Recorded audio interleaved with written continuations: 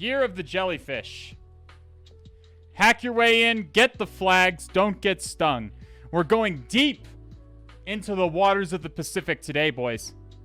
I've already joined the room, as you can see.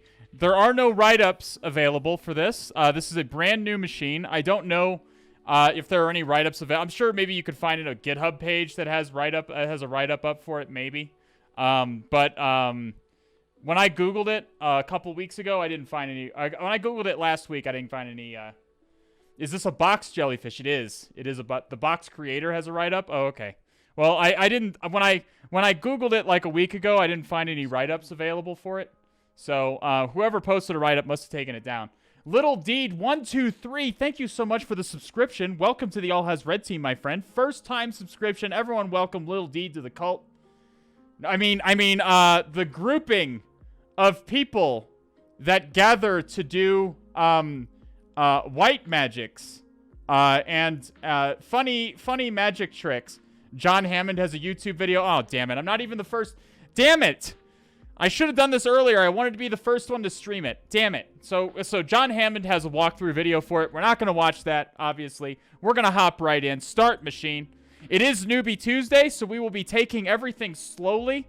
Everything slowly and explaining everything in the maximum amount of detail that we can.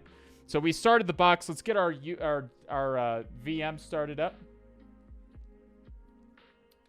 Do you rate the over-the-wire war games at all for beginners? I've never done war games. Over-the-wire Bandit and Natas are definitely for beginners. Those ones are definitely for beginners. 1,000%. Have you ever participated in any of the CC/DC competitions? I have not. First ginger doing Year of the Jellyfish. First non-ginger doing Year of the Jellyfish Blazing Trails. Exactly, TryG. There you go. There's the title. First up, and we do have first tentacle affiliated streamer. That's what we can call this. First tentacle affiliated streamer doing Year of the Jellyfish, okay?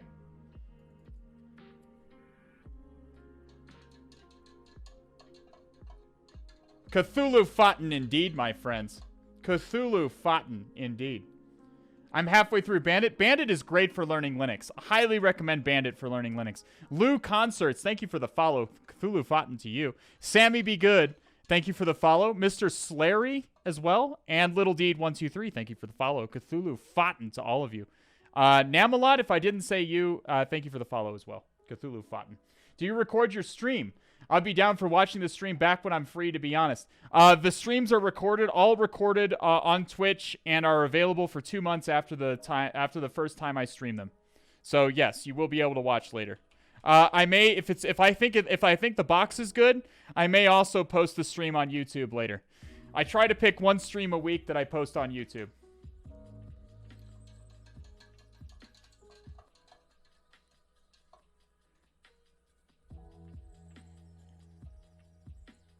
The hell is Bandit? Over the wire. If you Google Over the Wire Bandit, you'll find it. It's basically a beginner. It's a beginner challenge for learning Linux.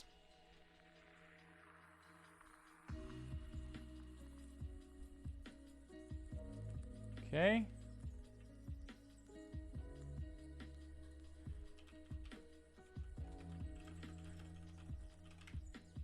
I do believe this box is supposed to be OSCP similar. So we're going to do some OSCP style things. This is too big.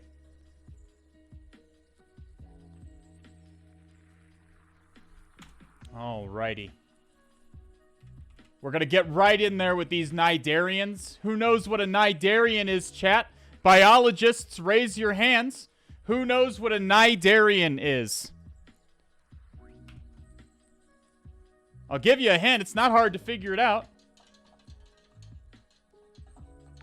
Do you run a VirtualBox PF sense at all between your VirtualBox VM and your network? No, I do not.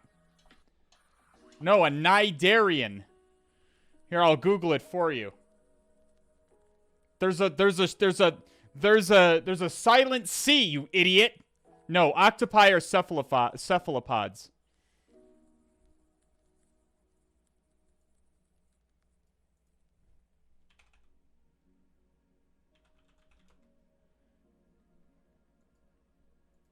No, stop. God damn it. Oh my god, dude.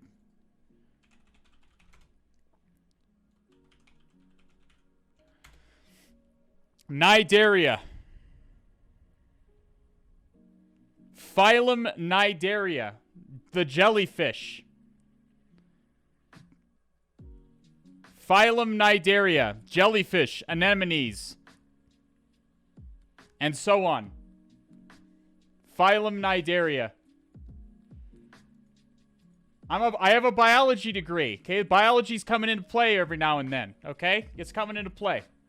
All right, let's make this bigger. All right, no hacking happening yet. Don't be concerned. We're just starting the VPN. I'll make this bigger so you can see it. We must connect to the TryHackMe VPN to access any of their machines. So we're just gonna sudo to run as root OpenVPN, and we're gonna specify the OpenVPN file to connect. And we're gonna get a lot of output here, but don't be scared. Don't be scared of this output. All we're looking for is initialization sequence completed at the end. That means we're connected, okay? And we can look at, just for good measure, we can run an if config for a ton0 interface, which is our VPN interface, and we do see that we have an IP address of 10.13.10.69. Nice. That's the sex number. All right, so let's start Burp Suite as well here. Just we don't know if we're gonna need Burp Suite, but we're gonna fire it up anyways, just in case.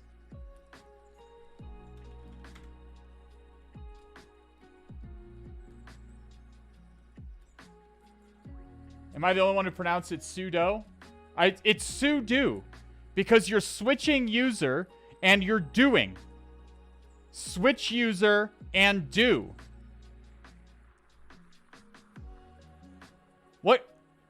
What is confusing about this? I don't fucking care. Okay, fine. TryG.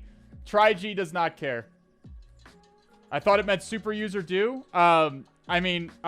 Su stands for switch user. It will always be sudo. It's not. It's objectively not. It's like GIF and GIF. Okay? GIF is objectively the correct way to say it, but some people with brains with fewer wrinkles than the rest of us insist that GIF A sounds better and B is correct. These people are as wrong as the people who choose not to use the Oxford comma. Okay? The people who don't use the Oxford comma are sexual degenerates. Okay? I guarantee you these people are into some fucking weird shit. Okay? These people are into degeneracy. Okay? And it's only slightly better for the people who pronounce it like GIF. Okay? It's GIF. It's GIF like the peanut butter. The creator of the format has said it's pronounced GIF. Okay? It's done. The debate is over. There is no debate anymore. There's no debate. The science is settled on this, okay? Alrighty.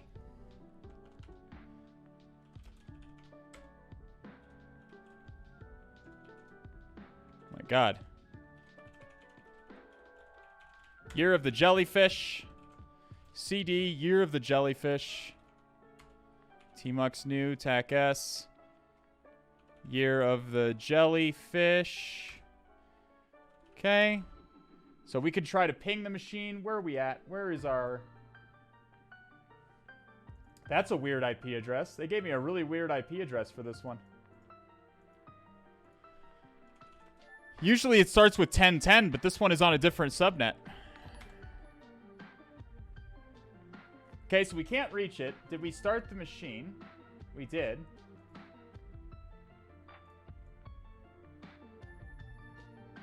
It says in the note it's a public IP? What?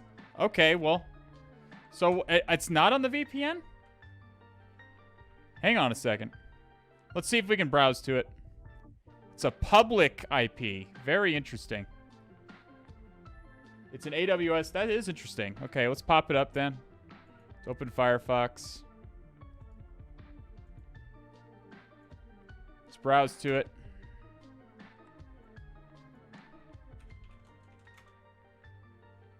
Server not found. Robin, we do get a... It does change to Robin's Pet Shop, though. Robin's Pet Shop.TryHackMe. So we can put that in our Etsy hosts file.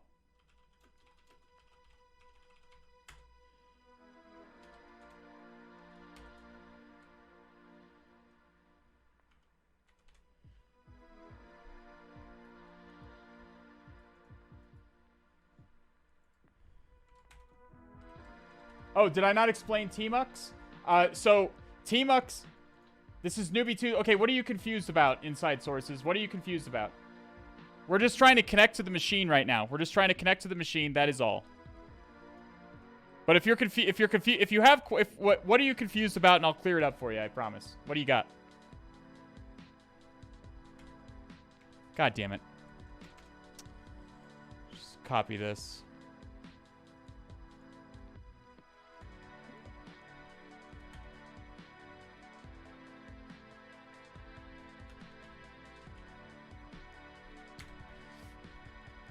Now let's try to browse to Robin's Pet Shop. Okay, we are able to connect to it. Okay, so very interesting. So this is a public IP. We do not need to be on the VPN. It is a public IP address. You can reach this right now. If you put this IP address into your browser and you set your host file so you can see this domain, so this domain resolves properly, this page will load for you. You can all, please no one ruin the box for me. Please don't root the box in 5 seconds and then destroy my way in. Please don't do that. Please be cool. This is T-Mux, by the way. I don't think I mentioned what this is. This is T-Mux. TMUX. This comes by default in Kali. It is what's called a terminal multiplexer. So you might ask, why am I using T-Mux? All it adds to my terminal is this thing down at the bottom. Well, that's true, but now I can do things like this. I can split the pane in half. So now I have 2 terminals. Or I can split it in half the other way. I can split it this way. And I can make a new window entirely. And then go back to the previous window. And then back to this window again. I can have multiple windows open, move around. Highly recommend that you learn some kind of terminal multiplexer. Be it T-Mux or Screen or Terminator. Everyone's got their one that they like. But I highly recommend you learn at least one of them. Okay? I highly recommend it. If you want to, also it looks cool. You will notice it does indeed look cool. So this is kind of almost like a real world pen test, okay? You're going to be given an IP address or maybe a domain that's in scope, and that's about it. That's about it. So we have an IP address, so we're going to launch a scan first. We're going to launch a port scan. Now, this port scan is actually going out over the open internet. So it may take a little bit of while for it to get back to us. We'll see.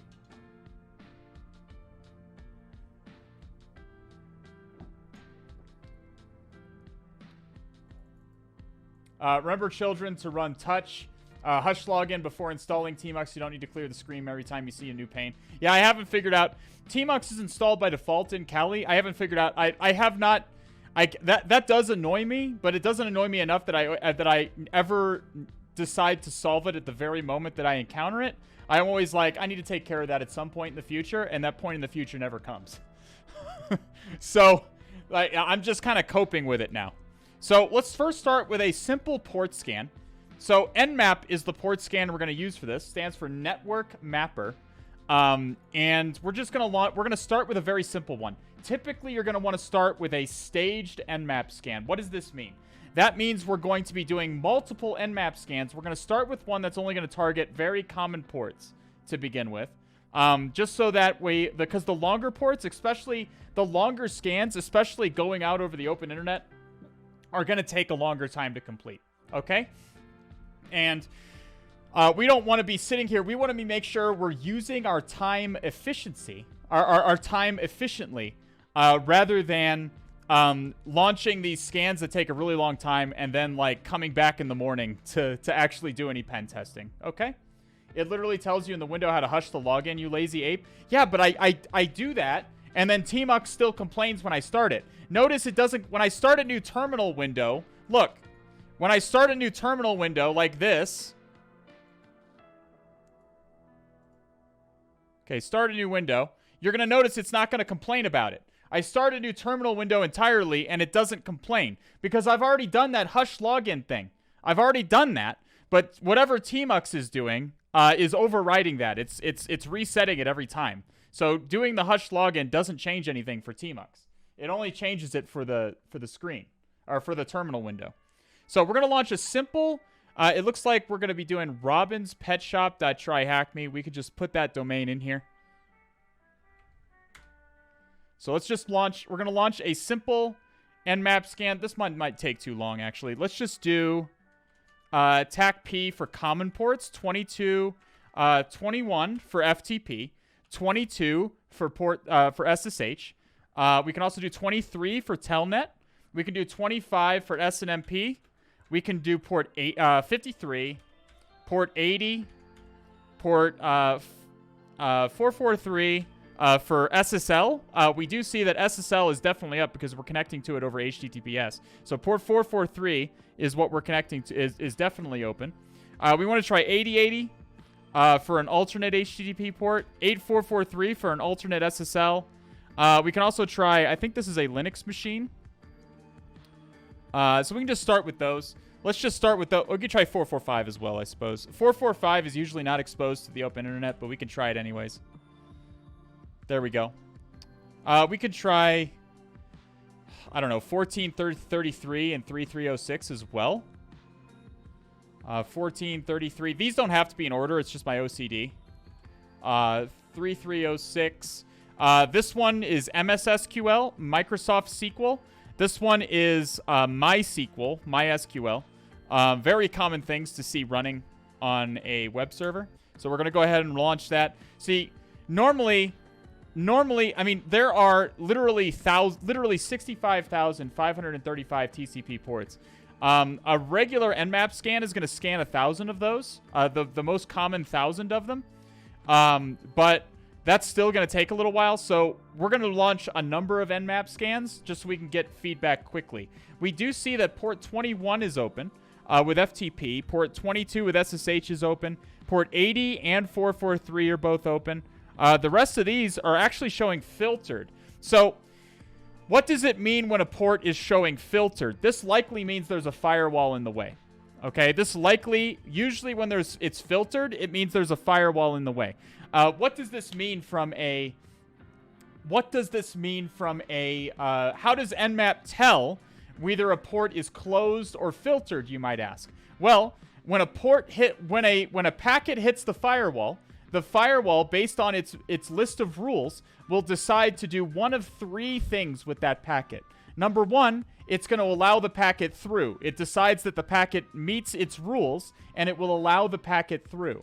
Number two is it will deny the packet, as in it will not send the packet through, and it will send a packet back to where the originator to say, hey, packet is, we're not accepting your packet. The third thing it will possibly do is just drop the packet, meaning it won't let the packet through, but it will not tell the originating server that it's dropping the packet. What we're seeing here is that filtered is telling us that the firewall is actually replying to us and saying, hey, that packet's not allowed. It's sending what's called a reset packet. So, so that's why you see this filtered here. Does that make sense?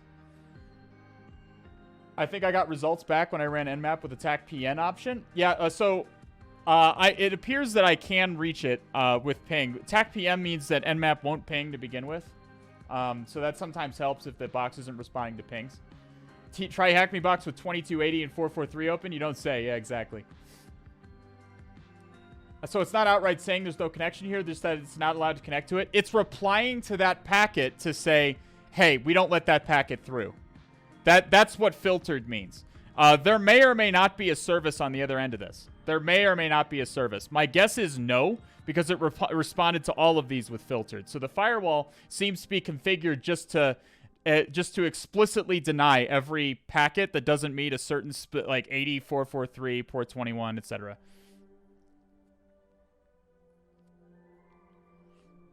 No response. It's going to show closed. If there's no response at all, it's going to show closed. Or wait, am I getting that mixed up?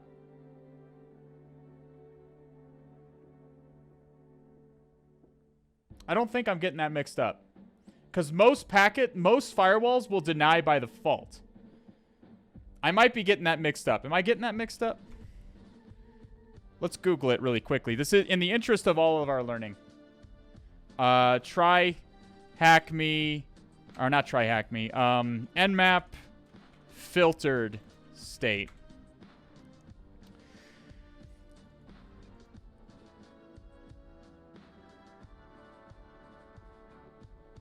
Okay, filtered means that a firewall filter or other network obstacle is blocking the port, so Nmap cannot tell whether it is open or closed.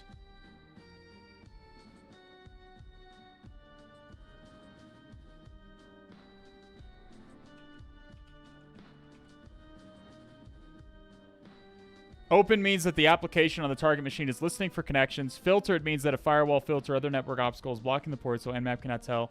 Closed ports have no application listening on them, though they could be open at any time.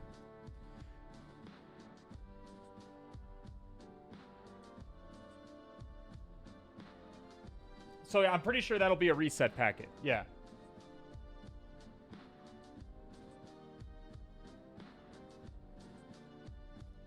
The TAC SS is redundant. Nmap does that by default.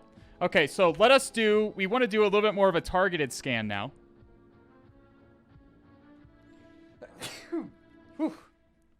So the ports that are open are port 21, 22, 80, and 443. Now we can run, Nmap is quite powerful, and you can run a variety of enumeration scripts with Nmap. The first one we're going to run is we're just going to do a simple version scan. We're going to do a software version scan, okay? And then we're going to run TAC-SC. Version scan is TAC-SV. TAC-SC is to run default scripts. So these are simple enumeration scripts. These are very simple enumeration scripts in Nmap that will do things like, for FTP, it's going to tell us whether anonymous login is enabled or not, and things of that nature.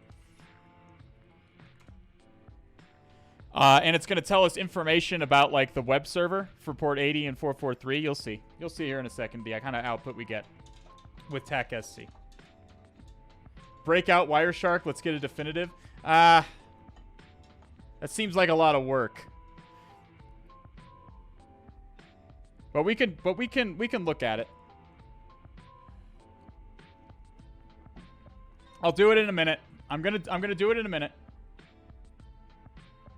The firewall is configured to drop requests. Nmap only does TAC-SS. Figuring is root, like, well, what TAC-SS does that by, like, TAC-SS is by default. First of all, it stands for stealth scan. Stealth with the biggest air quotes possible. Okay, it's actually not very stealthy, but what it means is that Nmap will not complete the TCP handshake if it gets a SYN ACK.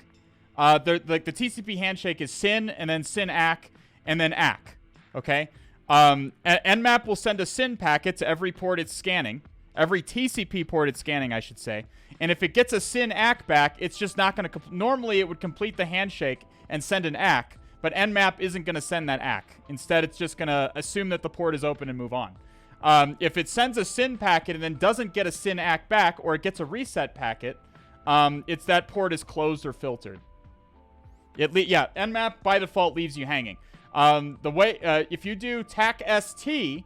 like Merlin Oracle is pointing out, TAC-ST is a TCP scan. That will force Nmap to complete the TCP handshake and send that last ACK packet. But Nmap does not do this by default.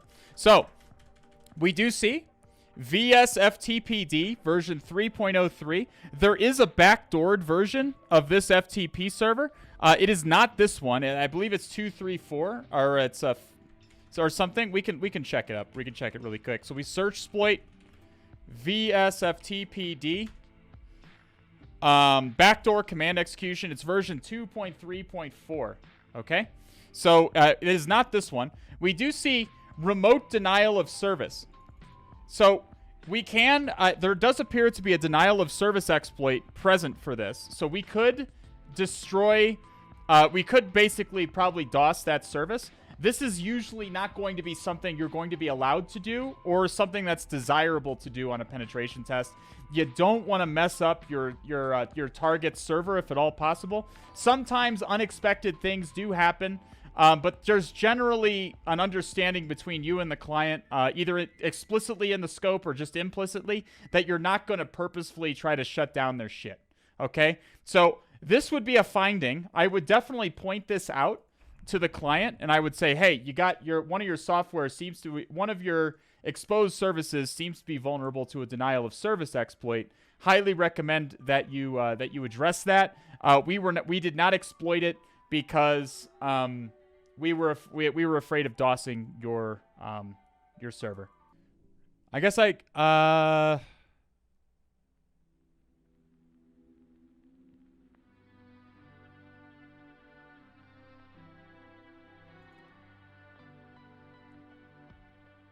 wouldn't you have to listen? Oh, good point. I would have to listen on ETH0. That's why Ton0 is not showing. I keep forgetting that this is a public box.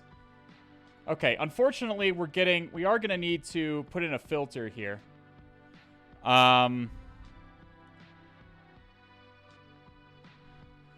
Source. How do you do source IP? Is it SRC?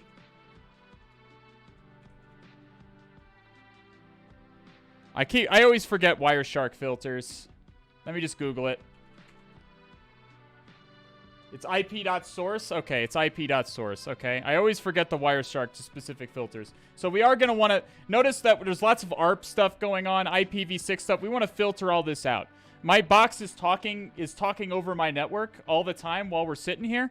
So we want to filter out stuff that we're not specifically interested in.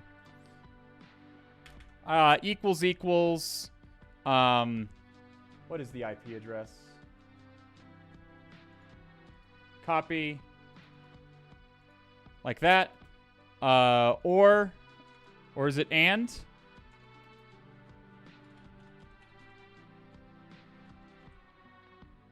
Dest. We want to see all traffic to and from this IP address.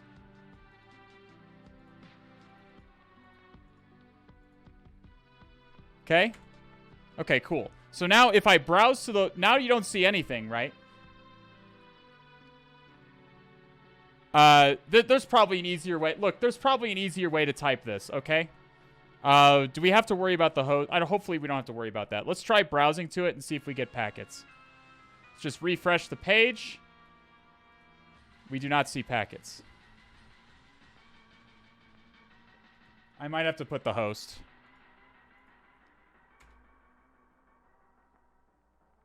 Yeah, we're not getting packets. Unfortunate.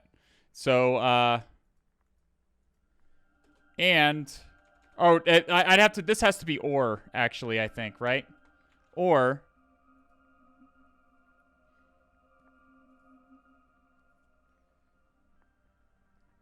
Oh, host will do it? Okay, let's do that. Host is equal to... that? It doesn't seem to like that.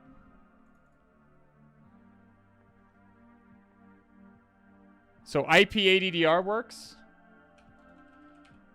Okay. Okay, now we're seeing stuff. Okay, now we're seeing stuff. Let's remove this. Let's, how do we clear this again? Restart. Yep. Continue without saving. Okay. So now, let's send the packet. Good. Okay, now we're getting packets. Okay, now we're getting packets. So what you're seeing here are the raw packets involved with reaching out with my box, communicating with this web server. So, and then, and you can see, here's the, like, can we make this bigger? I can't make this any bigger. Shit. So, you see the first 3 packets here. What are these first 3 packets going to be? What do we call these first 3 packets? Okay? This is good for Newbie Tuesday because we're learning about some of the most important networking concepts for beginners. What are these for? Excellent. Othog Muffin, excellent. This is the TCP handshake. You can see that right here, my box 10.0.0.183, which is my local IP address, is sending a SYN packet. You can see just right there, a SYN packet. Then the target web server, Robin's Pet Shop, responds with a SYN-ACK saying, "Hey, hi, I'm listening." And then to complete the TCP connection, which is stateful, a TCP connection is stateful, meaning it is keeping track of all of the packets in transit to make sure none of them got dropped or anything in transit so that they can be resent. TCP is reliable, and in order to be reliable, it needs to do this handshake at the beginning. We're not going to talk about the sequence numbers just yet. That's a little bit confused. I don't want to confuse anybody, but to complete the TCP handshake, the connecting server, the client, if you will, my browser, sends an ACK packet. And then you see that once that's over, we got a client hello message. What is the client hello for? Does anybody know what the client hello is for? And all of this other crap right here. And all of this other crap. What is all of this? Who knows what all of this is? TLS. Excellent. Othog Muffin. Excellent. So first we do the TCP handshake, but because notice, this is an HTTPS connection. This is an SSL connection. It's encrypted.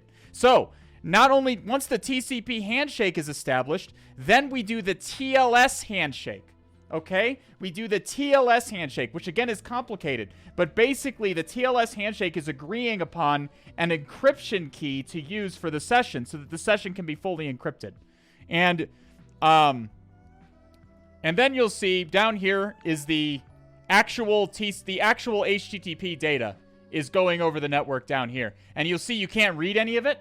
You can't read any of it. So if you do this and you follow TCP's stream, notice you can't read any of this because it's encrypted. It's encrypted because we're using HTTPS. Does that make sense to everybody at a basic level? You must understand this. You must understand this. You must understand this. You must understand this. Like, not necessarily today, but you absolutely must grasp this. This is one of those concepts that is crucial for you to understand as a network defender, as an attacker, as anything. Maticus, do we need to understand this? Yeah. It is a very common questions about the TCP handshake, questions about the TLS handshake, questions about packets in general, about networking in general are incredibly common on interviews. Incredibly common. And it's important for you to understand these things so that you can exploit them as well. Okay? All right.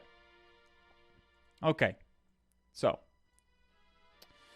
now let's restart this capture.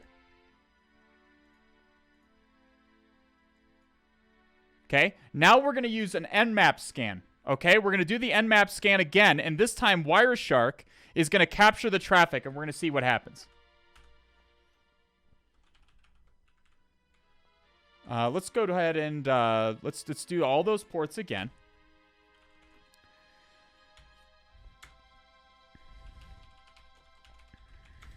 Okay. Now we're going to get a lot of crap. What the hell? We didn't get any crap. Oh, because my TCP stream is on. Okay, so we have a lot of crap here. So see all of this stuff? This is all of our Nmap scan that we just did. So we have to apply the filter. No, this is... Shoot. I forgot to apply... I removed the filter and forgot to reapply it. So it's ip.addr equals this. Okay, so here is our Nmap scan. Here is our Nmap scan. Holy shit, back to the box. Try G. Stick with me, okay? I promise you, this is very important. Very, very important. We haven't done that. We haven't done any packet analysis on Newbie Tuesday. This is crucial for beginners to understand. That's why I'm kind of spending some time on this, because this is good information. Red Skull! Red Skull, the only people who are molding are the people who don't understand how Nmap works, including me, okay? Stop accusing me of molding when I'm only molding a little bit because I can't remember. For whatever reason, I can't remember if reset packets are getting sent or not. Okay, so the first thing our Nmap scan does is it tries to ping the target. It tries to ping the target. It did not get a response, so instead it's going to reach out to port 44. It's going to start scanning anyway. It looks like. First, it reached out to.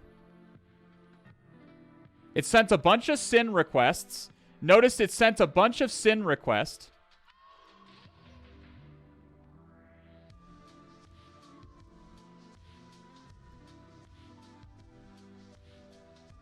We need to include the port. We can see the port here. So we do see that port 21 set a reset packet. Okay, so what's happening is, okay, so it looks like what Nmap does is it sends a SYN packet to start off with, and then once it gets a SYN ACK back from the target, it'll send a reset packet to terminate the connection.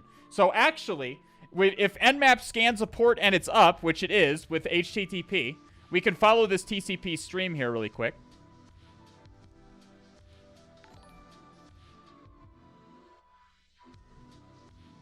Where's the SYN packet to port 80? Right down here? Yeah. Follow this TCP stream. Okay. So here what we see is Nmap sends a SYN packet.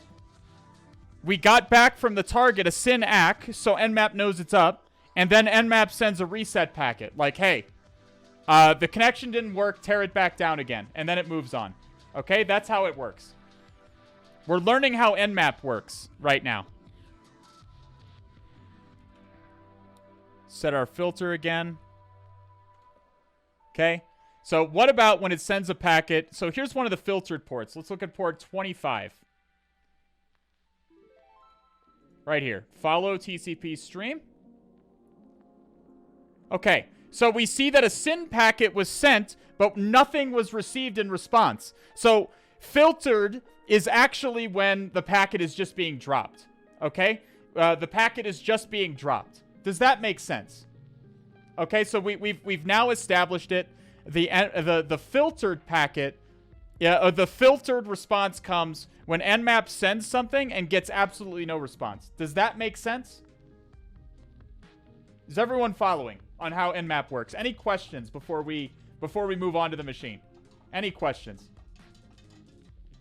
The fun options or redeeming wrinkles are not there. Alhaz Ross and Fighter Pilot Al. I want to stay focused today. I want to stay focused. I really want to be focused. Those options are going to return on Thursday. And I'm going to lower their costs as well. Okay. Any questions before we move on? We've now resolved the issue of how Nmap works. We got to talk about the TCP handshake. Okay, we can close Wireshark. Again, highly recommend that you spend some time figuring out, spend some time in Wireshark, spend some time learning these protocols, how Nmap does its work, how the TCP handshake works, how the TLS handshake works. It is incredibly valuable to know these things, not only so that you have a greater understanding of networking, but also because you're going to be asked them on interviews. It's very common. Hey, Helen of Tor, how often are you asked about the TCP handshake on interviews? How often, Helen of Tor, how often, a real pen testers in chat, how often are you asked about the TCP handshake on interviews?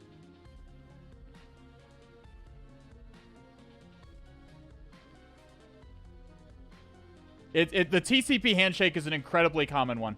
Incredibly common. It's about DNS, TCP handshake, TLS handshake, encryption in general. It's almost asked every time. Even if it's not asked directly, it'll be asked in that ridiculous what happens when you type www.google.com into your browser and hit enter. You're going to be discussing the TCP handshake in there anyways. Do you want me to answer? I want you to answer. That's why I asked you, but you weren't answering. You weren't in chat. God damn it. Okay, so what do we see? What do we see? So, we looked at this service. We did find that it has a denial of service, which is interesting. We also see port SSH. This is interesting. This is highly interesting. This is out of date. This version of SSH is quite out of date, my friends. This version of SSH is quite out of date. Several years out of date. So what does this tell us? What does this potentially tell us? We can look for what version of Ubuntu this is. It does appear to be Ubuntu.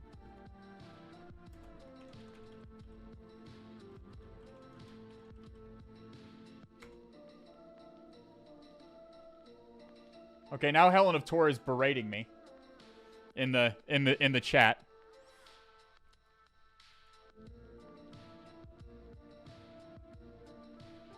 So we do see this is Ubuntu Precise, which is old. Old. How old is this? God, this is like 2016? 2016. So this is quite old. And now already I've got people melding in the chat. I know it's happening already. They're like, ah! Mr. Streamer! It's an operating system that's 5 years out of date! Not a realistic box! Ah! Listen, fellas. Every single goddamn time I get people melding in the fucking chat about how unrealistic a box is because it's 5 fucking years old. Fellas, on almost every assessment I've been on, I've seen Windows Server 2003. I've seen Windows 95. I've seen Windows XP. Old operating systems are fucking everywhere. Not everyone is updating every single server in their enterprise every single time Windows pushes a fucking update. So no one is to give me any shit about the box being out of date. This is such a common thing. It is a sure sign of a pen tester who's not a real pen tester. Someone who has never done any pen testing in real life, has never been on a real client network, never done any pen testing in real life, that they call boxes unrealistic because they're out of date. Unfucking believably smooth brain take. Unbelievably smooth brain take. It is incredibly common to see very out-of-date operating systems on pen tests. The only reason I say this is interesting is because TryHackMe usually is at least Ubuntu Bionic, which is like 2018 or 19 release. So I was surprised to see something a little bit older on TryHackMe particularly. But in the real world, I would not be concerned at all. We would want to check to see if this is vulnerable to anything. OpenSSH historically has not been terribly vulnerable, but we can look at it anyways. It's certainly vulnerable to that username enumeration. That this exploit is common. Oh shit! There we go. This exploit is common for me to use on assessments because it's fairly recent. But the rest of these, you notice there's no like remote code execution or anything like that. This username enumeration is really the biggest one. Actually, we do see SFTP command execution. This is only for SFTP, which is not present, so we don't have to worry about that. The rest of these, again, SSH, not terribly vulnerable historically. Bro, 100%, we have a Windows NT machine at my office somewhere in the NOC. Absolutely. Yeah. It's entirely common. And why does that happen? Because organizations are too concerned about patching old systems because they might break them. Those old systems typically run in pieces of machinery, or they're running really important out-of-date software that can't run on more modern operating systems. And they can't patch it because it'll break business operations in some way. And so this is incredibly common to see these out of date. It's not just negligence. It's sometimes it's a legitimate use case that you have to have these out of date operating systems running. Lou Concerts, EAN90, The Big Tilt, Long Orange Missile, Smokeopotamus, 420, Durbrat91, 42U3, Strix, Archon 20, Owenk B Codes, and Absinthenico. Thank you all for the follow. Cthulhu Fountain to all of you. 420 indeed. Nice. So, not too much to worry about there unless we find credentials. So we're probably looking at a way in through 80 or 443. So let's start evaluating this web server, shall we? Let us start evaluating this web server. Strix with the first time Prime subscription. Thank you so much, Strix. Welcome to the All Has Red team. Good to have you. 420 Papega, thank you for the follow. Cthulhu Fountain to you. So let's start. Let's make sure we have burp on and that it is intercepting. Now, we want to make sure we have burp on. It is a web proxy that's going to intercept our HTTP requests between the server and client. You're going to see packets appearing here. You notice that, not packets, but requests appearing here, so we can evaluate them. We can see what these are doing. Alistair the alligator. Well, you can get an alligator. First of all, this is a crocodile. First of all, this is not an alligator, it's a crocodile. Cringe. Alhaz smooth brains in chat. I am cringing right now. This is a crocodile. This is a crocodile, not an alligator. How can you tell? First of all, because the snout is longer. Okay, snout's longer. Second of all, because this upturned tooth right here. Isn't that the same thing? Cringe! I'm cringing right now. No, alligators and crocodiles are not the same thing. Not the same thing. This tooth that's up right here is a crocodile thing. This is a crocodile thing. Okay? This is a you can also tell by the sheer size of this creature. This is a large animal. This is a crocodile, not an alligator. This is, in fact, a giraffe, though. They did get that part right. Credence the Chameleon. What? Look at that boy. Look at this girl as well. Wonderful, beautiful babies. Beautiful babies here. Fred the Goldfish. I would like to give this crocodile a new home, if only because he'll have somebody that knows he's a crocodile and not an alligator. Okay? There we go. So, we can start go-bustering this. We can do a directory brute force to see if there are any... we can also look at the page source, see what we have. We do see an assets page that leads to pets. These are the pictures.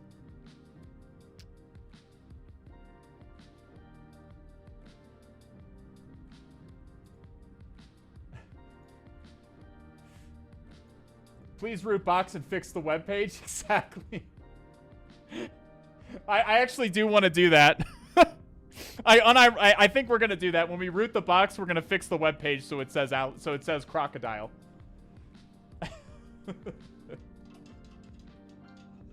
Crocodiles and alligators are closely related, but not the same thing. Closely related, not the same thing. Can anyone tell me what does Cthulhu Fatagan? What does Cthulhu Fountain mean?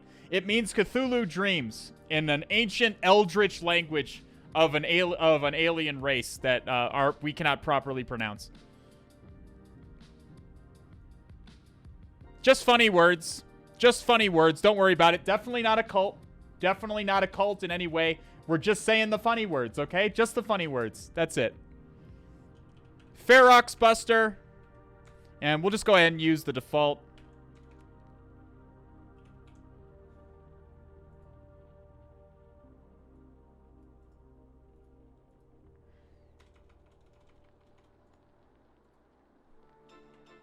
We'll add the TAC K to ignore. If we don't add the TAC K, I'm going to show you what happens. Ferox Buster is going to error out because of SSL errors. This is a self-signed SSL certificate. We need to tell it to ignore the self-signed certificate. There we go. Now it's brute forcing. Ferox Buster versus FF. Which do you prefer and why? God damn it. See, Ferox Buster does this to me all the time. I have no idea. We're not using Ferox Buster. That's clear. So we'll use Go Buster instead. Ferox Buster keeps doing this to me, where it produces a million fucking lines. I don't know why it does this. Like, I think I like Ferox Buster because it's fire and forget. It does it recursively. Like, so for every one of these directories that it finds, it will automatically start brute forcing that directory. Is it because of the window width? Oh, okay. So I do make my font bigger.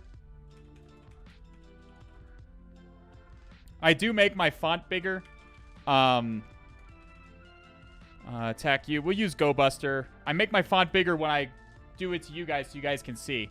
So we'll just do Go Buster for this.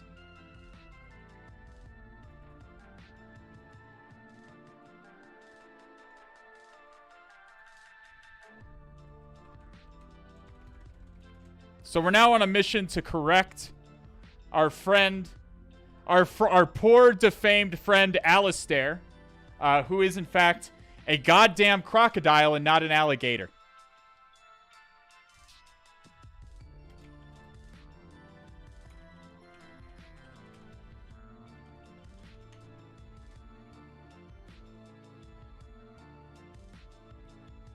We'll use directory list 2.3 medium. We do have to add the TAC K. And we can add TAC X, PHP, HTML, TXT. Okay. We can also check robots.txt while this is running. Unknown command. Is there no commas? Why did I do this? We don't need to sudo GoBuster. Oh, GoBuster dir. I forgot GoBuster dir. Yeah. Directory brute force mode. With Ferox Buster, you don't have to do that, so I've been forgetting, it looks like. God damn it. GoBuster's doing this too. All right, let's make this smaller. There you go. Made it a little bit smaller. Let's just start it over again so that we don't have all that mess. There we go. So we can check robots.txt here. I don't think there is one because Nmap would have found it, but we could look anyway. Yep, no robots.txt. What is robots.txt? Robots.txt is the it's what specifies, hey, they're all 24 hours a day, 7 days a week. Search engines have bots that are crawling the internet, looking for new pages and cataloging them for their search results. Like Google, for instance. Robots, if you have aspects of your website that you don't want cataloged, such as admin, logins, and so on, you want to put those things in robots.txt because that's the first thing that those crawlers are going to look at to decide if they want to crawl that, how much they want to crawl. We do see plugins, business. Business sounds interesting. Let's look at business. Business is very important and professional. We do see business credentials, please. Admin. Admin. Admin. Robin. Admin. Password. Robin. Robin. Robin. Admin. Robin. Password. So just trying some simple credentials here.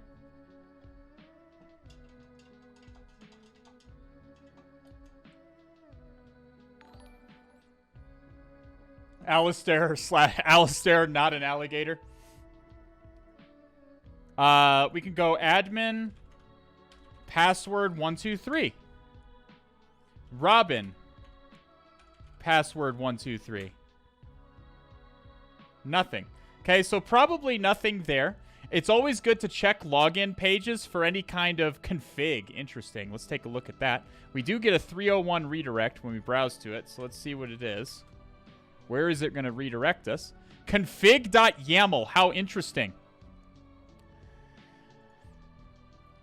Let us take a look at this config.yaml. What have we here? So this is another finding we would have for the target. We would have for the client because they have information being leaked about their configuration here. Pico, apparently. Robin's Pet Shop, theme default.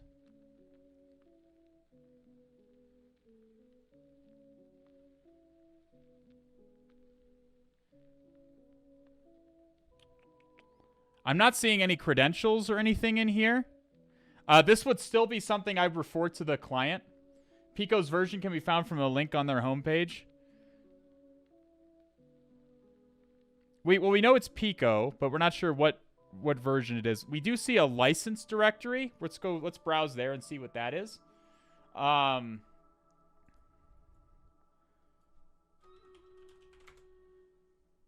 Okay, Pico, copyright 2012. So this is probably very out of date. So that let's see if there are any search exploits for this. Pico. So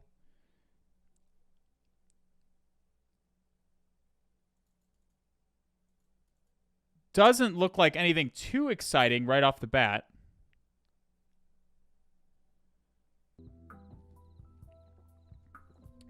So, all the directory brute force is going. We probably also want to brute force subdomains. Sudo GoBuster. We don't have to do GoBuster. Sudo GoBuster. GoBuster, is it vhost?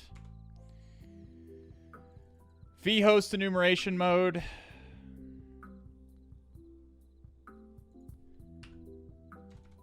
Vhost. Attack u https:// especially in real life, you want to make sure you're always brute forcing subdomains to find any subdomains that might be exposed. HTTP what is W's user share sec lists discovery, I think, DNS. Subdomains top 1 million. Like that. Should be fine. We have to add attack K. Okay. Jesus. Okay. Whoa. Okay, so we're getting 200 OKs for everything. We are getting 200 OKs for everything. So this is very common. So we're going to have to use wfuzz instead. We're going to have to use wfuzz to enumerate subdomains instead. So we can wfuzz taxi. What is taxi?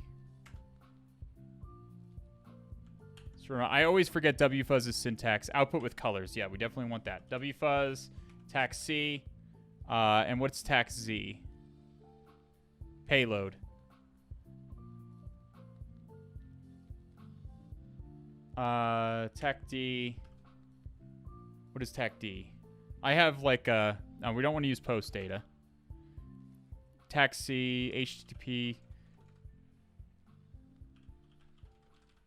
Fuzz dot Robin's Pet Shop dot TryHackMe.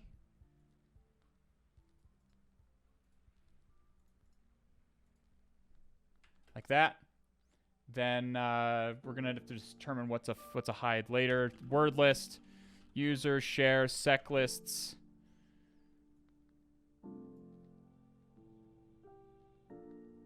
Because virtual hosting isn't set up. Okay, fair enough. Did you check certificate info? I did not, actually. I should do that. Let's check the certificate. View certificate.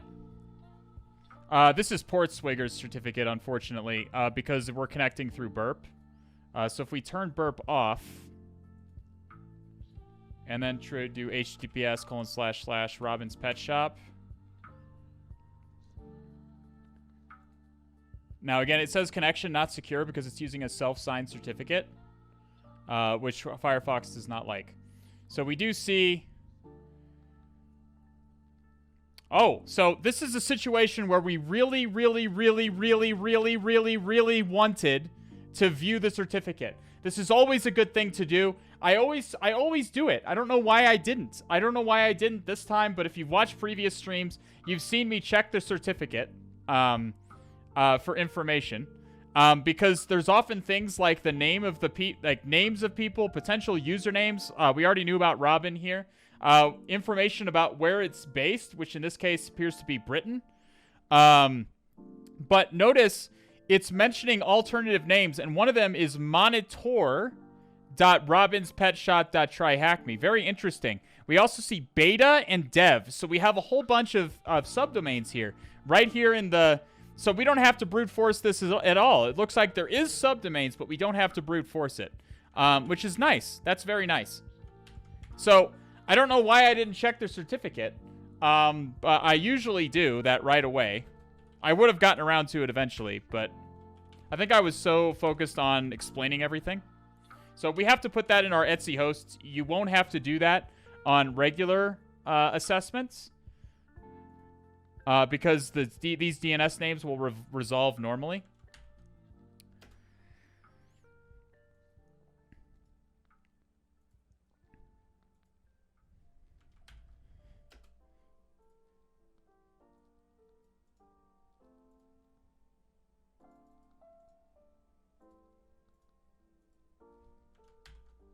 Okay. So we could try each of these. We could try monitor.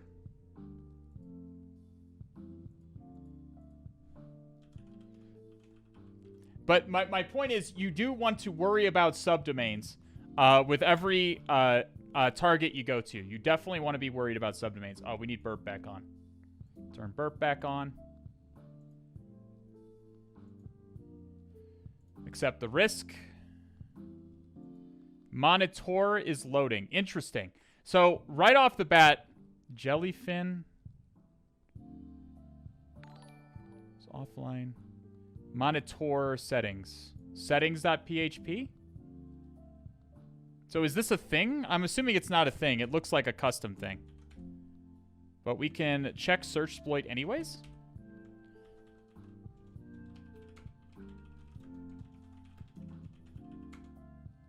Oh, there is. Ah. Looky there. What have we here? What do we have? A info. Do we have 1.7.6? We have a winner, my friends. My friends.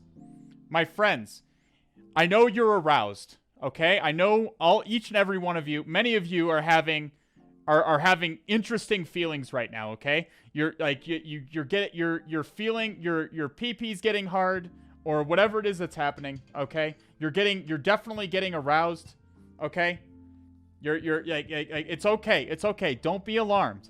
Don't be alarmed. This is normal. This is normal, okay? What we have found here, notice we enumerated the software version here, and we have seen that this is an unauthenticated remote code execution vulnerability. So we can go ahead and take a look at this. We actually have two exploits for this version. So we can do search exploit, TAC-X for examine. And what do we have?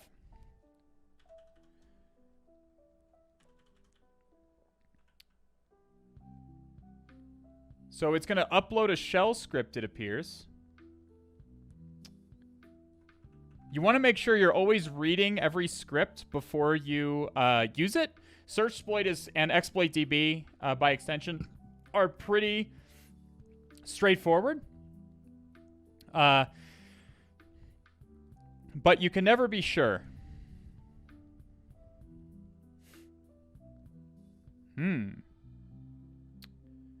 So what is it actually doing? It's sending... So it's setting some headers. We have some headers here. Okay. Data. Form data is named file upload. It looks like... Oh, so this is a file upload execution. And here's the actual shell we're uploading right here.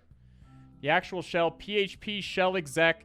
It is uploading a PHP reverse shell for us.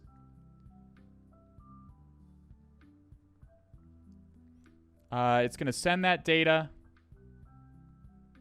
A shell script should be uploaded. And then it looks like it executes that PHP web shell. Okay. So I think I understand what this is doing. So we can go ahead and attempt this. We can search exploit TAC-M to copy it to our local directory. So now you'll see we have this.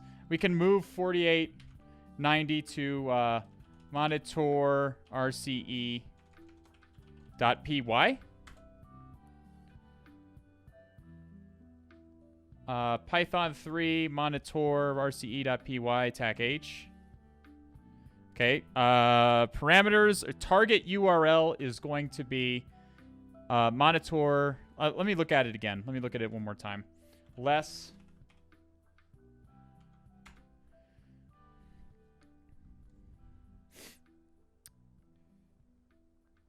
It is Python 3, which is good.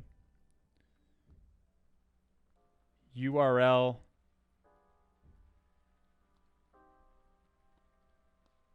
URL sysargv1 plus. So we do have to include the HTTPS, okay? I can never remember Kerberos. It's important to understand how it works, though, especially if you want to be a red teamer. Okay, let's do this. We've wasted too much time already, okay? Vim monitor .py. We can go back to this. Actually, we just have netcat. We can just have netcat listen on this. We can exploit it from our netcat tech NLVP 8443. Okay, so we're listening. Let's make sure we can reach this port really quickly.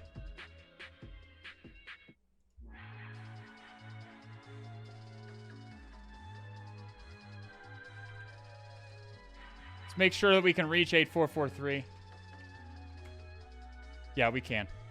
So we're probably we're okay here. Let's listen on 8443. Now let us do monitor RCE https:// Robin's Pet Shop, or it's going to be monitor.robinspetshop.tryhackme.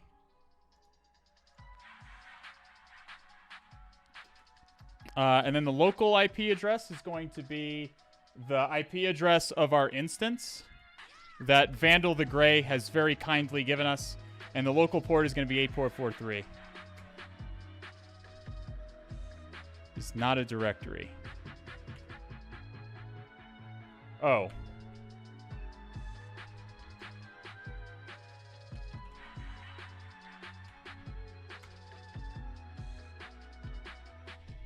Handling of the exception. Oh.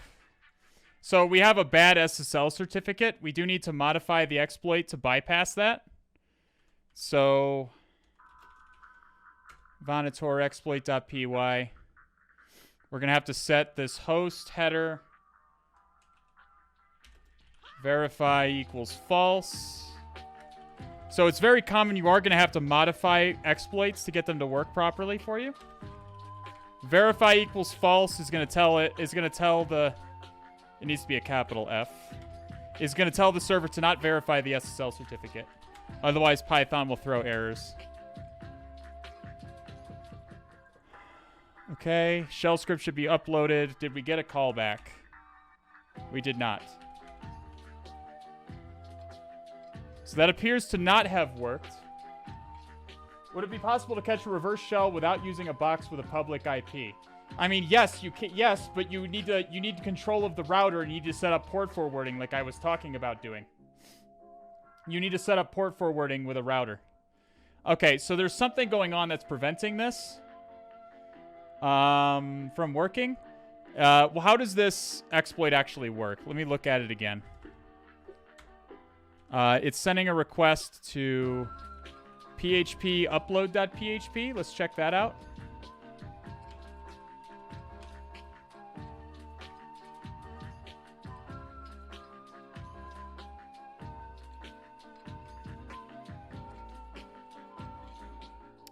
It's assets php upload.php. Let's check that out.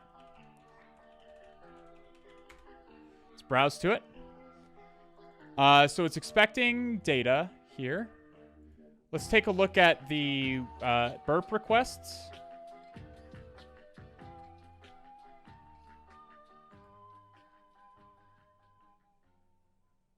What is this?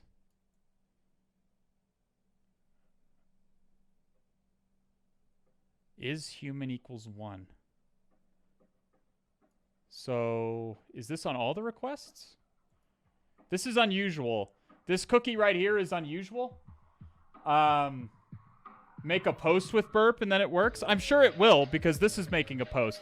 The problem is this is not executing, so we need to figure out why it's not executing. But let's go ahead and send, like you said, let's go to upload.php. Let's send this to repeater. Let's make this a post request. Change request method. What the reason that that's sticking out to me is that there's no cookies anywhere here. This has no cookies in it. This is specifying all the headers, but there's no header for cookies. So I'm wondering if this is something that the box creator put in here. Let's see if we get a different response. So we get 200 okay. Data, user image. Let's try and upload a file with this. Let's just copy.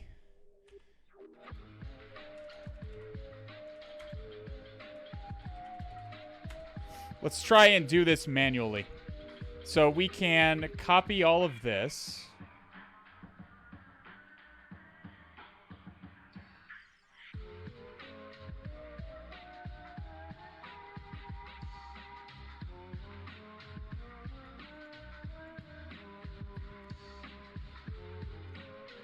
We're making a post request. We're going to paste this in.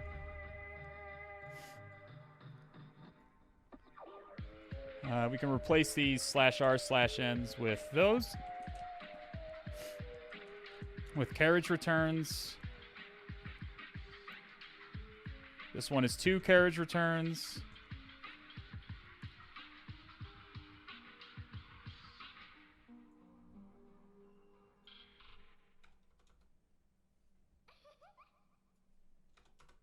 Okay. So we can try and upload this to shell.php, huh? Let's see if it accepts it. Error is not an image or exceeds the web server's upload size limit.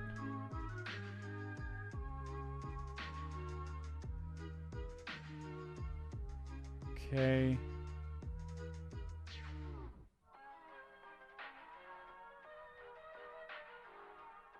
In the code, he asked if human equals 1.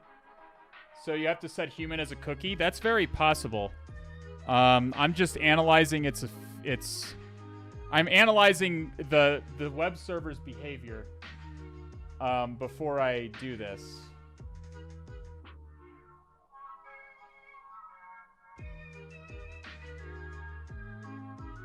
It's saying it's not an image. Content type. So we're setting the content type equal to image GIF. We're including the magic bytes here. These are called, the reason these are here is because these are magic bytes. Linux tells file types by magic bytes. So I'm wondering if it's also filtering by file extension. These don't need to be here. We can remove these.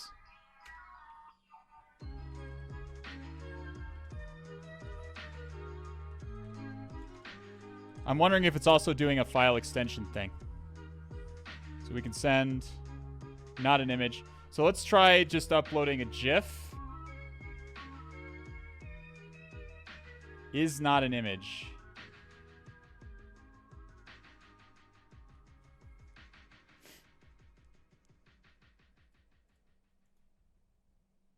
User image shell.php.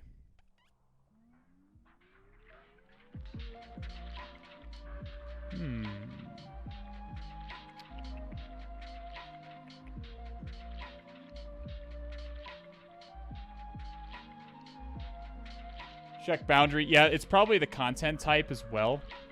Content type, multi-part form data. That's probably right. We want this request. So content type is going to be not application form URL encoded. That's for sure. Let's make sure all the headers are correct. Except text plain, I guess. We'll change this as well. So this is commonly what web application testing is like. Text plain. You're just trying to plain with headers. In this case, we have an exploit that we're going with. So my guess is, at this point, I suspect there's some kind of extra filtering that's happening on the part of the web server to control for malicious requests. Like perhaps a web application firewall or something of that nature. That's the assumption I'm operating under right now. And the reason I'm operating under that assumption is because it's very common in the real world to see that kind of filtering. So you have to be prepared to deal with it. Accept encoding. God damn it. I changed. It needs to be accept and then... Oh, I'm an idiot. This needs to be text plain. I didn't scroll up. Fuck.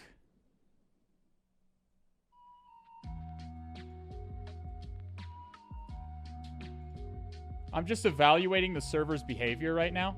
Accept language, ENUS. Accept encoding. gzip deflate. Usually these aren't going to matter very much. It's the content type that typically matters the most. Requested with XML HTTP request. This also could be necessary because the chances are there's some JavaScript somewhere that uploads the files. And this is what you would see if there was JavaScript sending the request.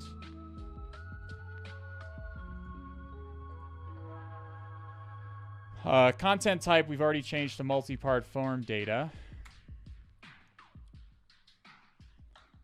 Boundary equals this.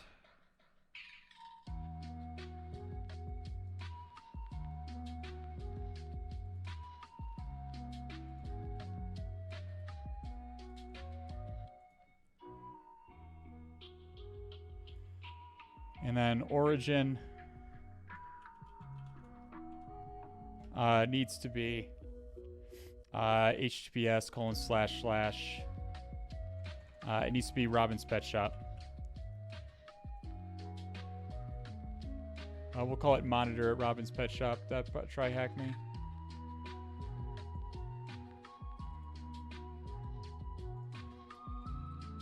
Okay.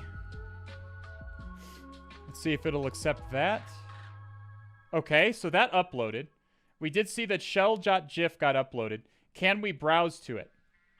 Can we browse to it now? Let's see if we can browse to it.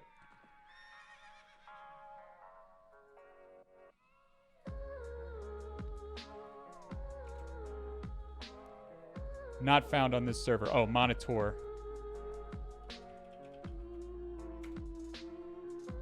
Not found.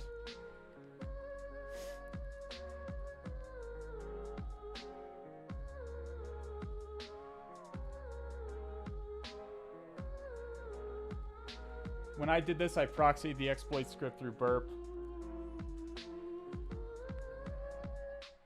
Honey, I tripped over the cat just now. When you tried the exploit the second time, it said the file already exists. Okay. So I ran... So did it upload correctly then? Yeah, it says it already exists. So why can't I browse to it?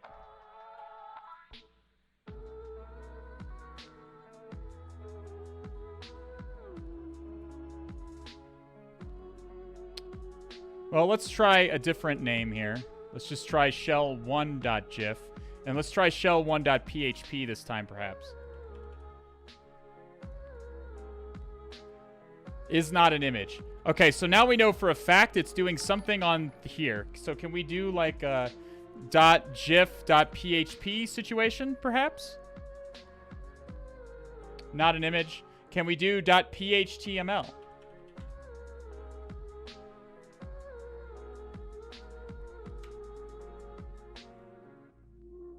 Not an image. Okay, so it doesn't like that. Data isn't /data isn't under the web root? Oh, it's under assets. I'm an idiot. Okay, I'm sorry. You're right, I'm an idiot. Get that shit wrong all the time, dude. Okay, here we go. Okay, so that's not found, but if GIF is there, it is. Okay, great, fantastic. We can browse to it. Now the question is, how can we get it up how can we get this up as executable code? So there's more file extensions that will allow you to execute PHP code other than just .php. One is .phtml. One is .php5. And PHP5, we can try that. Not an image. One is .php7. You want to try all of these because there might be some kind of a blacklist. File extension. Let's just Google it. File extensions that allow execution of PHP code.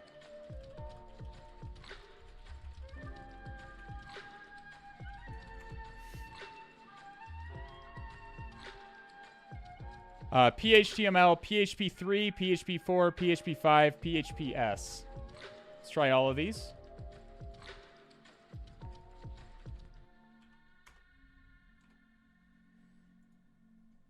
Not an image. Shell image.php. We could try. We already tried GIF. We can try camel casing it. We can try PHP like that. That's entirely I haven't seen that in real life before, but it's possible. Not an image. We could try .gif.phtml.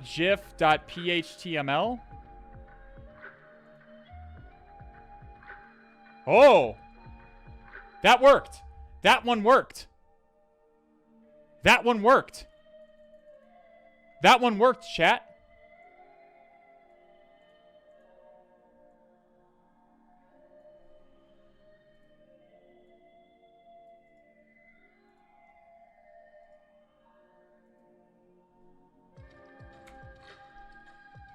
Okay. Okay. Excellent. Fantastic. Okay. Fantastic. So, A, we can browse to it, but it's an empty page. What does that mean? What does that mean, chat? We can browse to it, but it's an empty page. What does that mean? It means we have RCE. It means the PHP is being executed and not displayed. Okay, unfortunately, unfortunately this is not a proper web shell. We do need to fix this. So we can do this.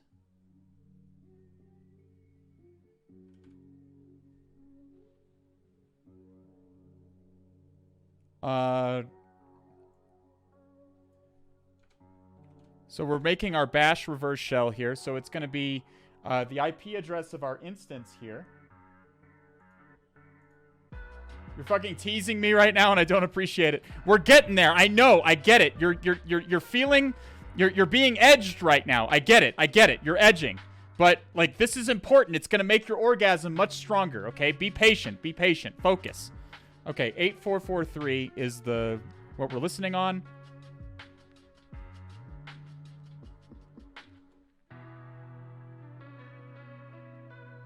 We can remove all of this. This is not necessary.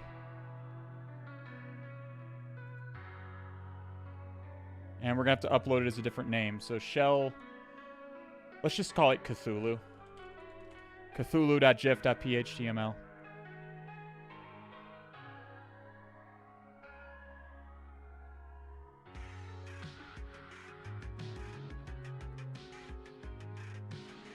Okay, let's make sure our instance is listening. It is.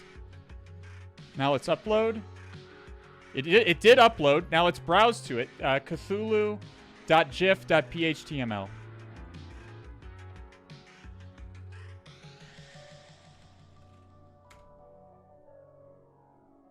No execution. So we probably messed up this shell somewhere. So instead, we're going to do it my way. There's lots of bad characters here. So instead, we're going to do echo Cthulhu Fountain.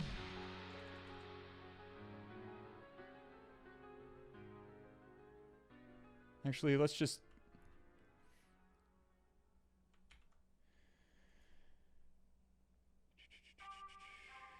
Okay, that's all intended part. Okay. Let's just do echo Cthulhu Fountain. Just make sure we're getting code execution beyond a shadow of a doubt. Close the tags. Cthulhu1.gif.phtml. Send. Is an image. Did get uploaded. Okay. Cthulhu 1. Let's see if we get it. Excellent. Excellent. So we do see the magic bytes at the beginning, but we don't see the echo. That means it's fucking executing. I'm Pog. I'm excited. I'm excited. Okay. So we do have code execution for sure. Fantastic. Okay. So now we can do system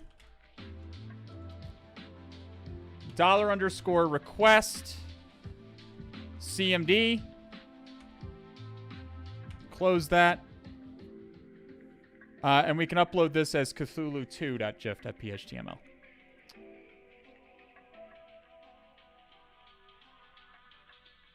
Yeah. Send that. Excellent. Excellent. Let's browse to it. Okay. Now for this one, we added an extra bit of code that looks for a CMD parameter.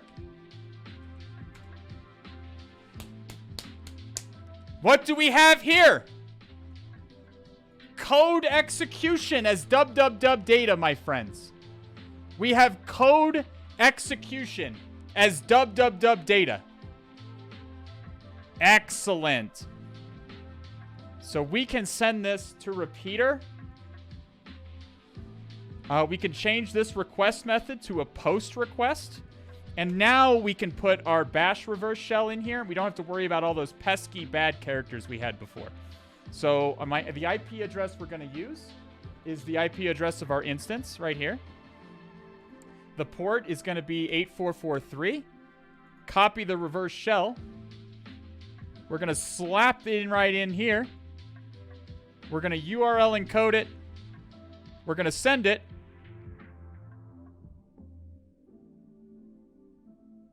So it looks like we're not getting a hit here, but it is hanging, which tells me it's trying to execute.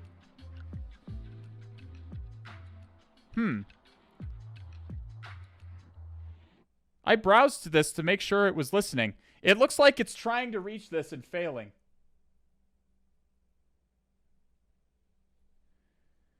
We definitely have code execution. It is trying to reach back to us, but it's not getting there.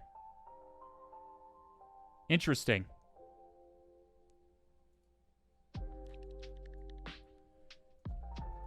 Interesting. So...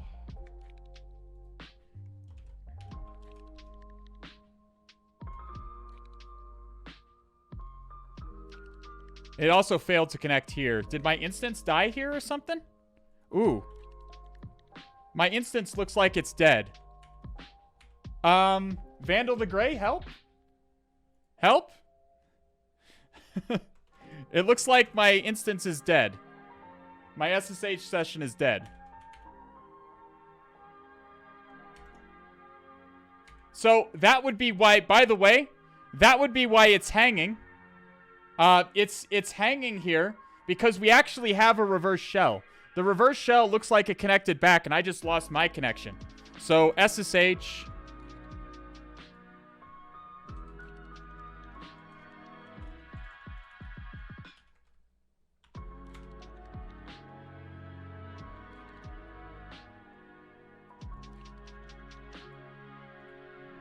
it's not, I don't think it's a firewall. I think we actually do have a reverse shell. We just lost the connection.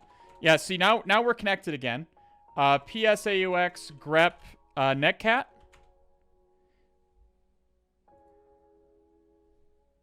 Netstat. Tech ANP TCP. I don't have netstat. I think we actually do have a reverse shell here.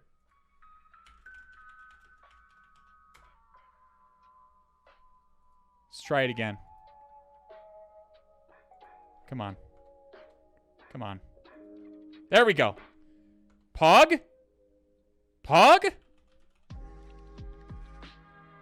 We did get a connection. We got a connection.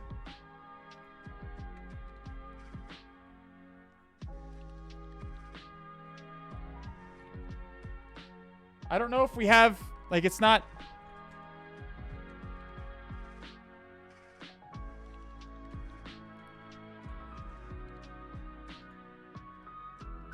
Cancel. Just stop.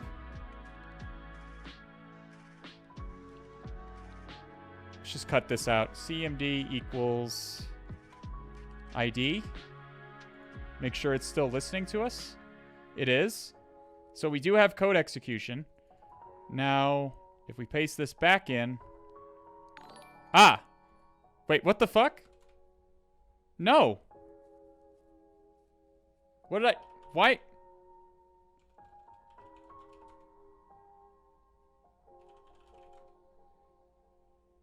What the hell's going on? No. Stop. What is happening? Is someone messing with me?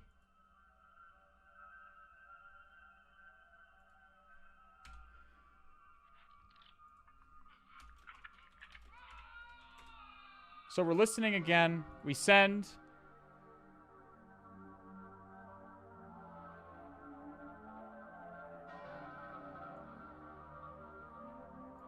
We get a response back. Did I mess up? Oh, I messed up the request there.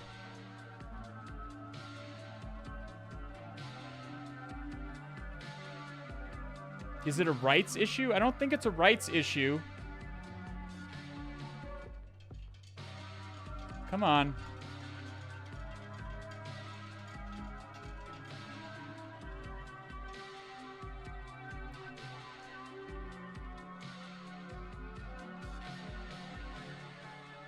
Huh. So I think that was one of you guys that was connecting back to me before.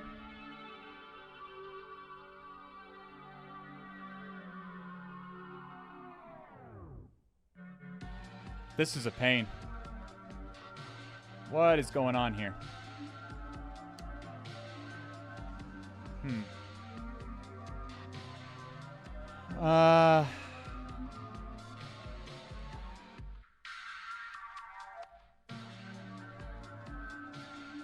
Let's see if netcat exists on the target, perhaps.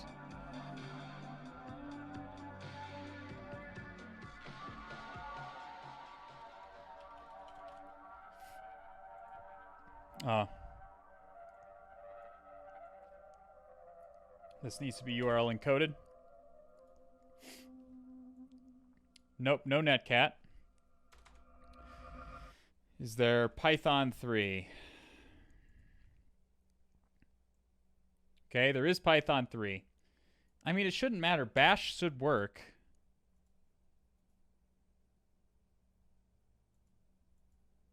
But we're not getting... There might be some kind of firewall that's blocking outbound, I suppose.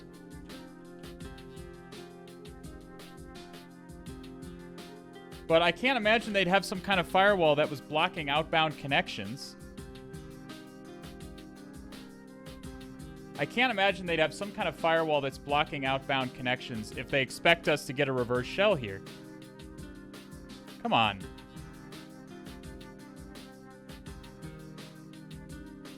Use a dirty C2? I mean, again, I don't have this, like, set up. Like, I did not expect that I had to deal with all of this external IP garbage. This is normally not something you have to worry about. Well, yeah, someone just trolled me.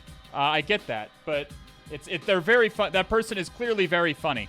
Yeah, again, another very funny individual. Someone very funny is doing this. Very, very funny. I'm not getting a connection from the...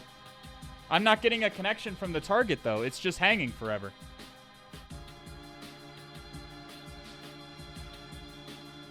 We could just try port 80, I suppose. Try to connect back on port 80.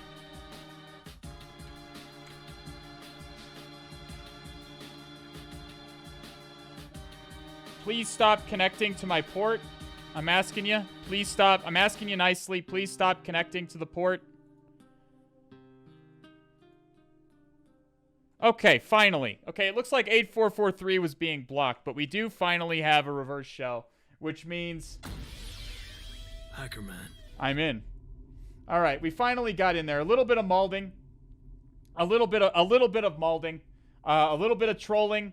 So What I'm learning right now is that there is a healthy reason to hate dealing with an external IP in situations like this. So we can do Python 3-C, import pty, pty.spawn, bin bash, Control Z, stty raw minus echo, foreground, export term is equal to x term. Okay, cool. Let us correct this gross injustice that has been done. Okay, this gross injustice.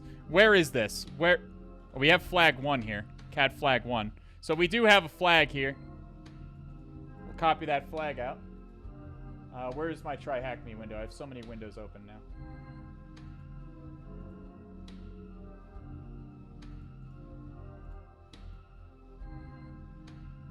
Okay. We're going to add another hour. At least that last connection you had your Netcat listener was an automated census scanner. It was? Oh, okay. Well, then they weren't trolling me. Just census was. HTML. We will have to modify STTY TAC A. Rows 35, columns 130. STTY rows 35, calls 130.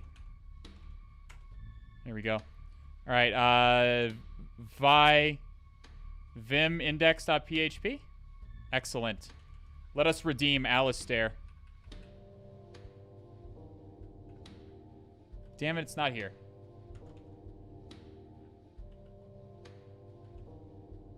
Where's it being loaded from? Content.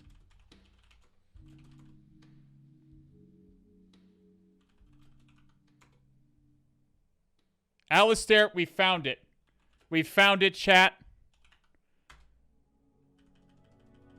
Fucking alligator, indeed. Alistair the alligator.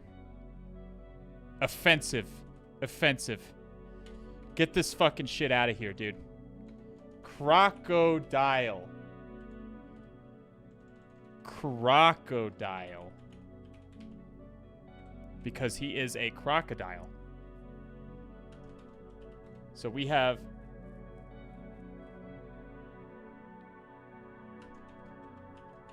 Do I not have the rights? Oh, it's owned by Root. We have to get Root to save Alistair. We have to get Root now to save Alistair. We must redeem him. So, what are my thoughts? So we could try sudo tackl really quick. Usually var www.html doesn't have it. Even if it did, we don't have a password. So unless var www.html had something it could execute without a password, we're not going to find it. We're not going to have sudo privileges. What is my first concern? Now, take into consideration what we've enumerated about this box already. What have we enumerated about this box already that we would want to take into consideration when we consider possible exploits for getting to root, for possible pathways to root? VandalTheGrey, I think you're on the right track. We've already enumerated that this is an out-of-date box. That this is already an out-of-date machine. So we can run uname tac A. We do see this is rather out of date.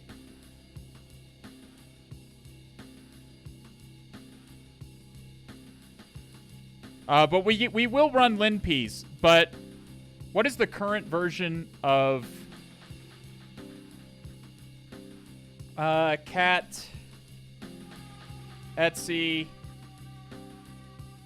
StarTAC release, I believe, for Ubuntu distributions? Yeah, here we go.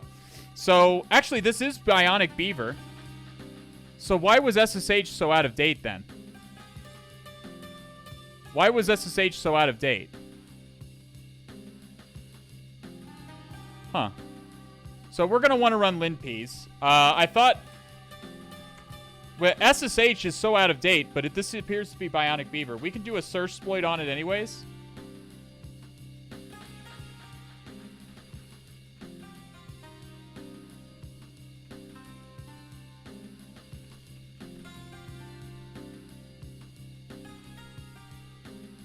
It's a honeypot, literally? Okay, it's a honeypot then. All right, fine. Okay, so it's a... I mean, you don't usually see that kind of stuff. You see it in the real world, but you don't see it on TryHackMe before. So probably, let's go ahead and run linpeas here.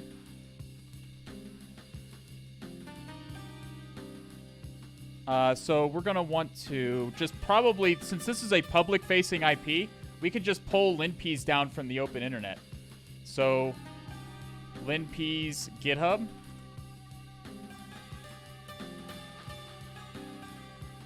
linpeas.sh. linpeas.sh. Let's make sure to pick the raw version because I do this all the time and I always forget to do that. So we want to make sure we're getting the raw. So let's go back to our shell. cd dev shm, I suppose. And then we can wget, or we can curl. Do we have curl? We do. Curl. We're going to curl it down from GitHub and pipe it straight into bash. And there it goes. I already refreshed the box. We're good, but thank you for reminding me. We're at like 2 hours.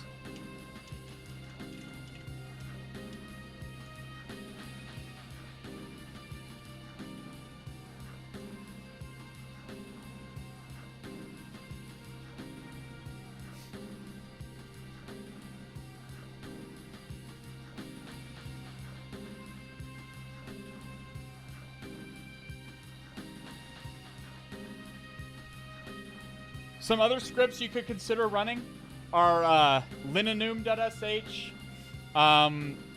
There's a Linux exploit suggester, which will kind of be like Watson for Linux.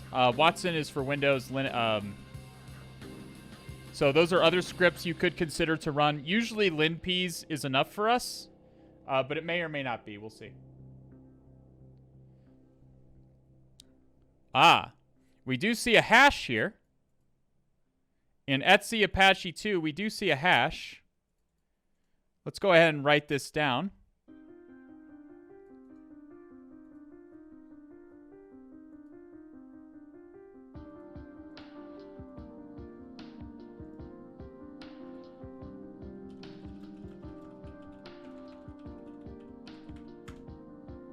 Any relation to IBM's product? No, I think it's just, no, it's based on, it's an updated version of an older tool called Sherlock.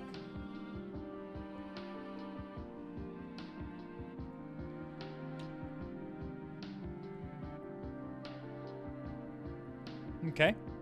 So what else did we find here? Hopefully, I need to expand my Tmux cache because this happens. Okay, good. It didn't exceed my Tmux cache. So we have the out-of-date sudo version. We always see that. That's not really a concern.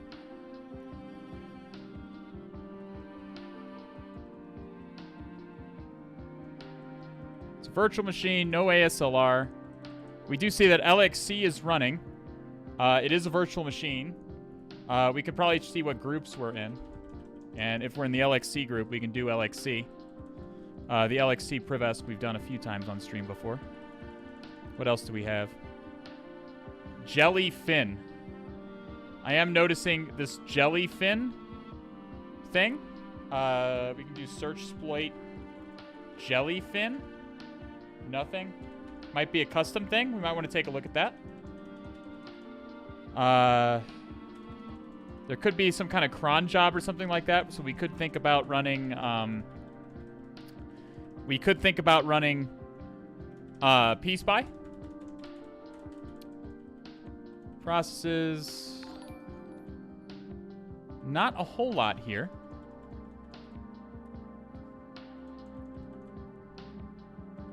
Nothing cron. Services.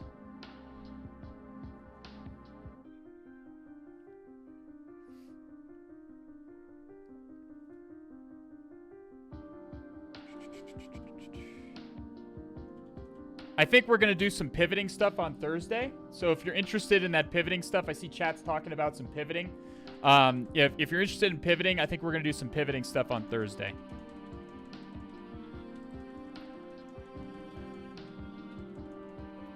Got some interfaces. We do see its local IP address. which is a normal TryHackMe address.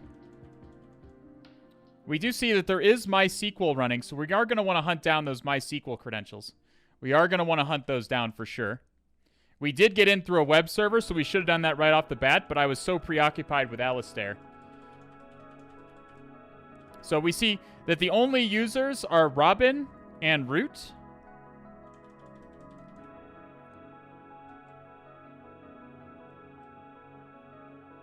MySQL. So we are going to want to find those MySQL credentials. But again, I was so preoccupied with Alistair that I'm off my game here. Justice for Alistair. Hashtag justice for Alistair.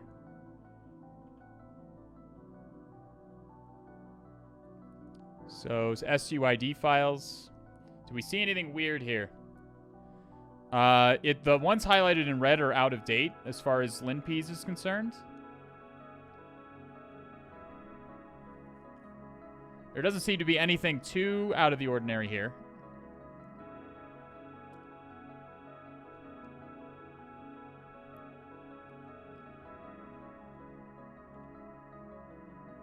Backups. Lots of backup stuff, but nothing that looks too juicy.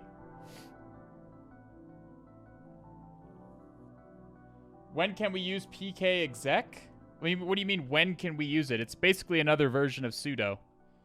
It's similar to sudo, but it's rarely used. You can use it anytime you want. I'm not sure what you mean by... for Privesk? Are there any pkexec related exploits?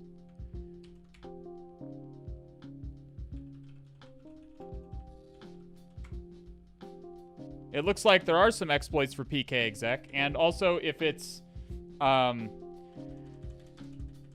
if it's exploitable, then you can use it then.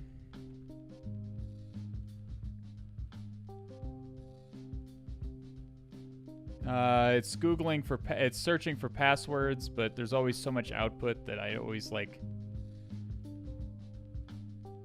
Oh, we can read Robin's home directory, it looks like.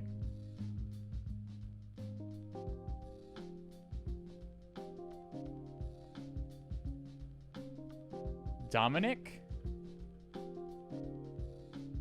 It looks like it's just a... Oh, it's a nim thing. Robin is a nim, is coding in nim. Pog.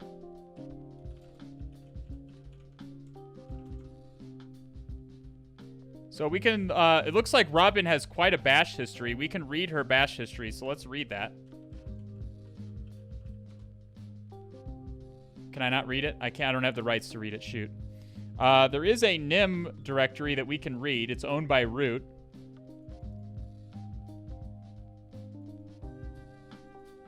Can't read vim info. Okay. So let's var www.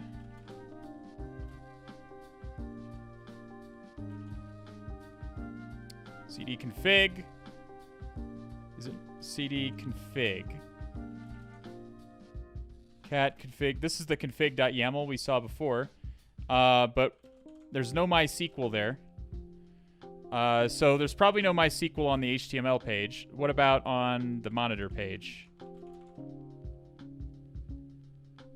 Cat underscore config.yaml. Nothing there. Less settings.php. Settings.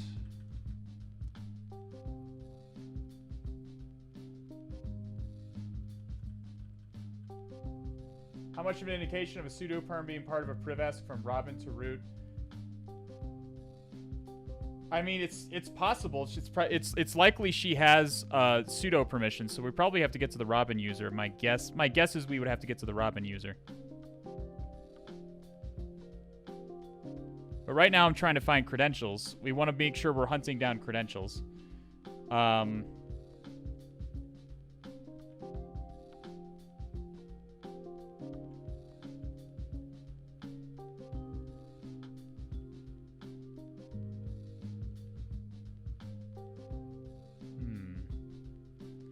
I don't see any credentials here.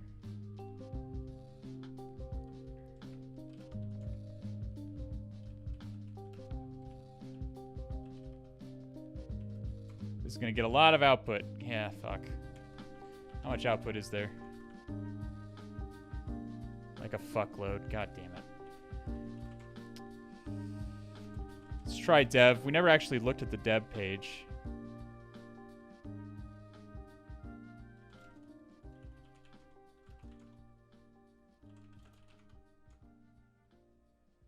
I just want those MySQL credentials, but I'm not sure where they're being stored.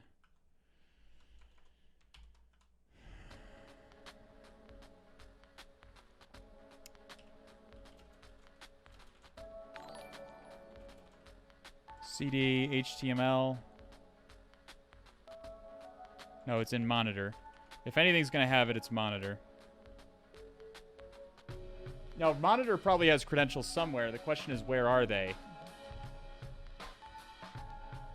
Data services settings .data.json.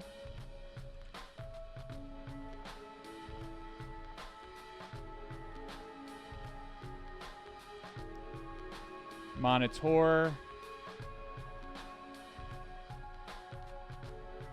Jellyfish.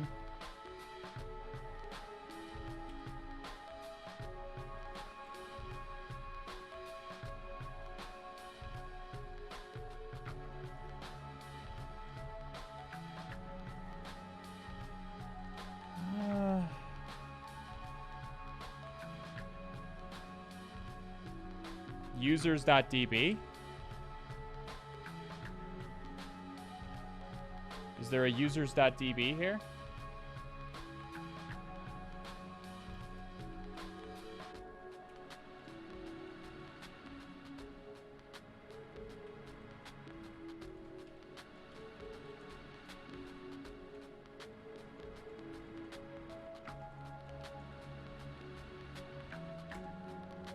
Nope. Settings.php, I already tried that. There was a lot of stuff in there, but I didn't see credentials.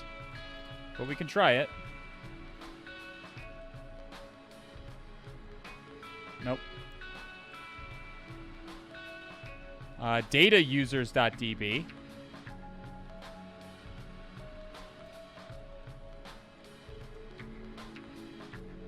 Okay, credentials, good. Yay. Let's see if we can crack that.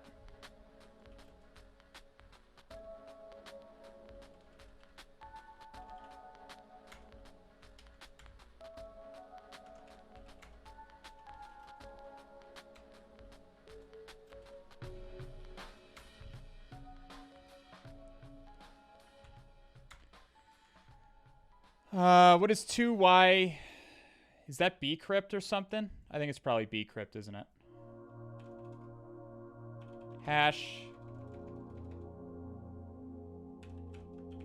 Type checker. Yeah.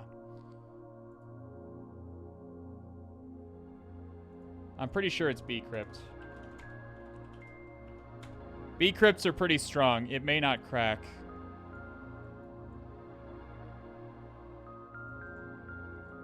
Well, if it's designed to crack, it'll crack, and if it's not, it won't.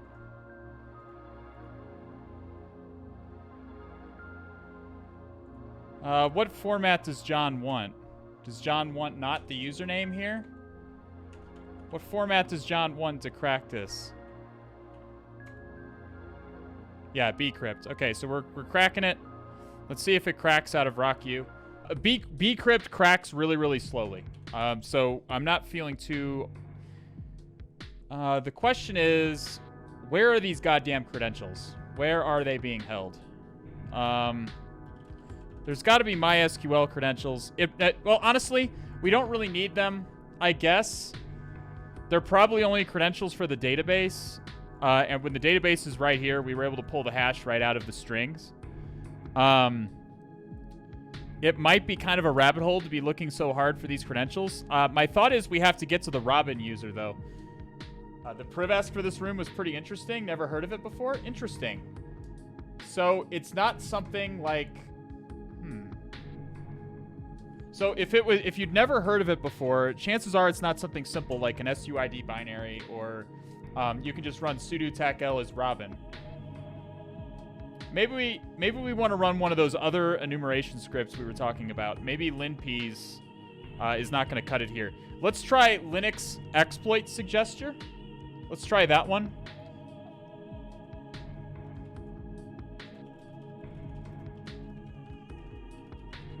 linps points it out, but it's not immediately obvious. Okay. Okay, let's try Linux exploit suggester and see if that lends any credence. This is what I like to use this one on real assessments because it's very common for me to find out-of-date Linux operating systems. It's very common, for whatever reason, it's very common for people to never update their servers. So I typically like to run this one because it'll highlight any out-of-date software that I can exploit. So let's try this one. Okay. So let's curl this down, pipe it into bash.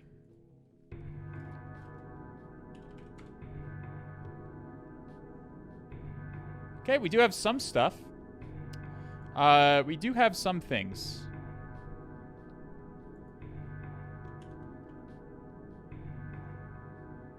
Baron, same edit. This one usually is not something they want you to exploit because it's a heap exploit, and I'm not. We would need an exploit for this very specific version of Ubuntu, and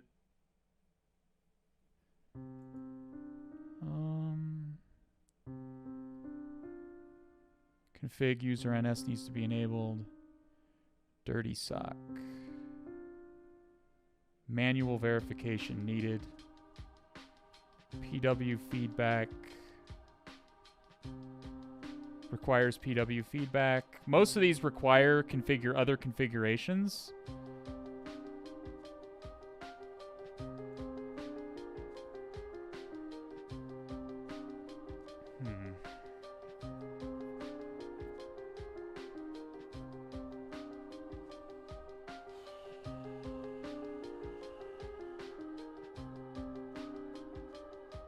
So, manual verification. I guess we'll just work our way down from the top, huh? So, I'm not going to look at these unless someone in chat tells me I'm supposed to exploit the sudo exploit. I'm not sure if there's going to be an exploit available for this specific version of Linux. Unless someone in chat tells me to exploit these, I'm just going to skip these. It's very common to see these two on Ubuntu. This one requires an additional configuration.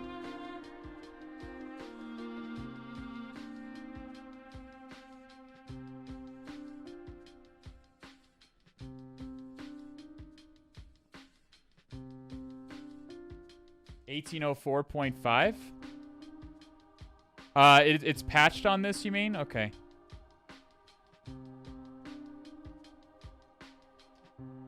Did you try running pspy to check in? We haven't done that yet. The developer said it was something he'd never heard of, so it's probably not something like a cron job or something simple like that. I'm just going by my CTF senses here. What is this? This one gives a nice link that's not just a Chromium. What is this garbage? Privilege escalation in default installations of Ubuntu. A bug in the snapd API default service. The Linux system with this package installed is vulnerable. 2 working exploits are provided in the dirty sock repository.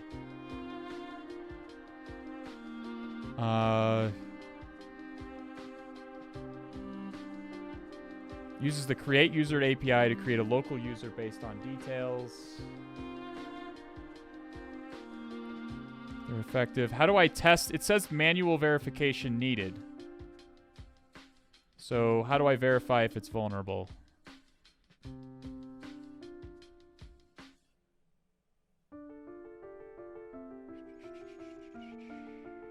I mean, we could just run it and see if it works, but I don't like to do that. I'm trying to enumerate if it's vulnerable or not.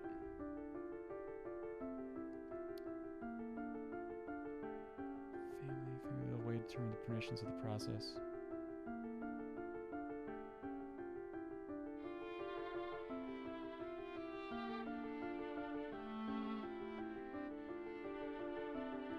Split the string up. So it looks like it's a command injection vulnerability. A single string variable containing everything concatenated together, 4 unique elements. Iterating through, we see there are 2 sections. I'm just reading about how the vulnerability works. So how do I tell if it's vulnerable?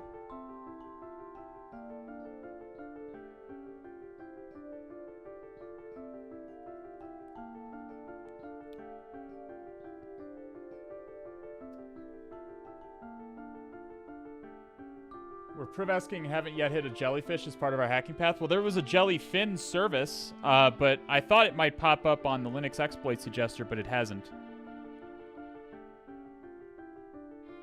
How do I tell? Okay, dirty sock.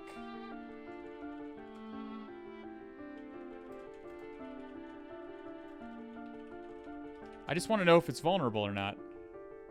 Did LinPeas point this out?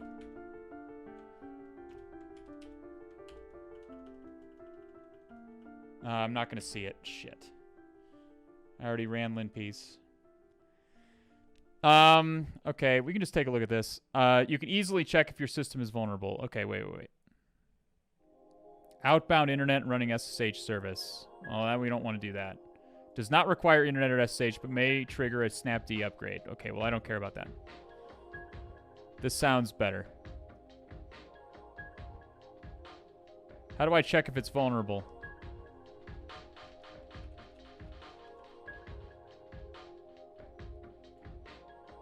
You can easily check, run the command below. If your snapd is 2.37.1 or newer, you are safe. So let's do snap version. Ah, so this does look out of date, right? This does appear out of date. So the reason so this does seem interesting. We're going to want to try this. Version, we want the second one, I'm assuming, because it says it doesn't need an internet connection. I would rather it did not need an internet connection to do the thing. So binds to a local socket.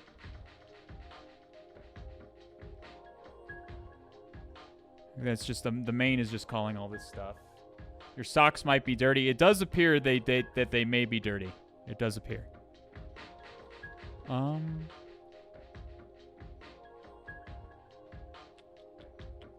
Well, let's just pull this down. Let's pull this down and let's just see if it works. We can wget. Do we have wget? So again, the reason I'm trying this is because, well, first of all, someone said that the developer, I believe, was the one who said that it was something he'd never heard of before. So I'm not expecting it's something simple like a path, like a cron job or anything like that already. And second of all, because I know this is trying to be an OSCP-like box. And on the OSCP-like box, it's very common to find old kernel exploits and things of that nature. So old service, outdated services and things of that nature. So it seems like a reasonable assumption that this is going to be an outdated service is a possible way to prevesc. So let's do that.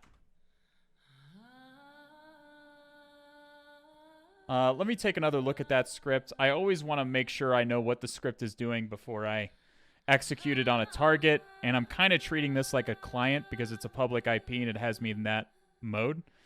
So check if it has arguments.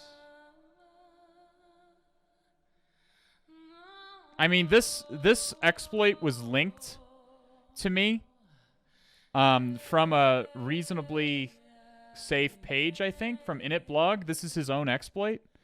I guess it's probably okay.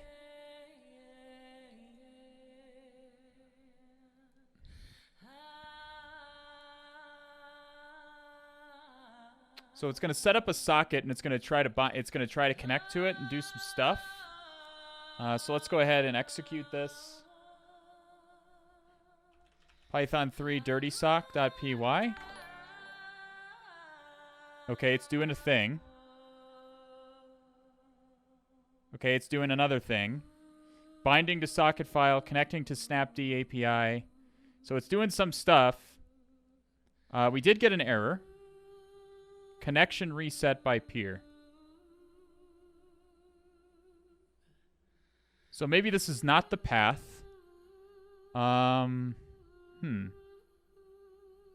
Is it... So it was supposed to... If it succeeded, what was it going to do?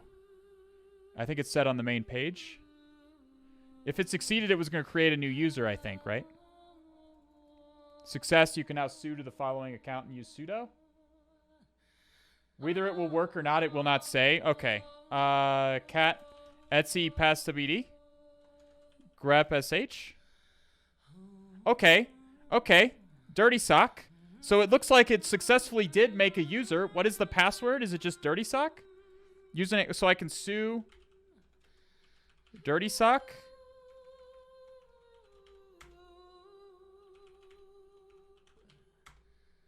Okay. Sudo tackl. Great. Sudo su. Hooray! Hooray! We have done it. We got there. Great. So yes, well done, Dracos in chat. Well done. We did get there.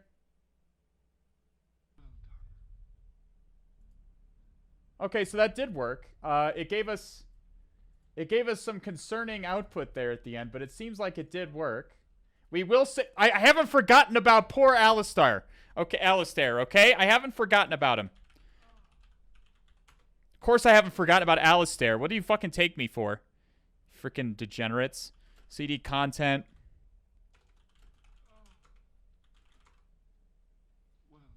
By the way, I didn't start the well done. That just sort of happened. That was a happy accident. Okay? I didn't start the well done. That was just a happy accident that just happened to us.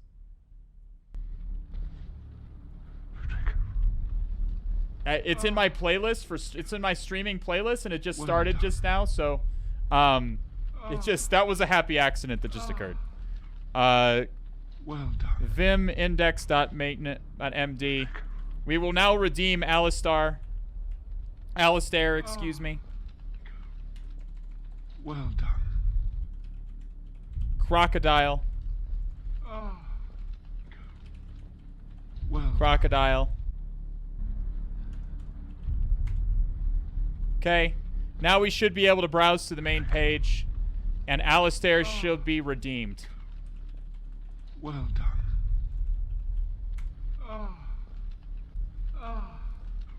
He has been redeemed, chat.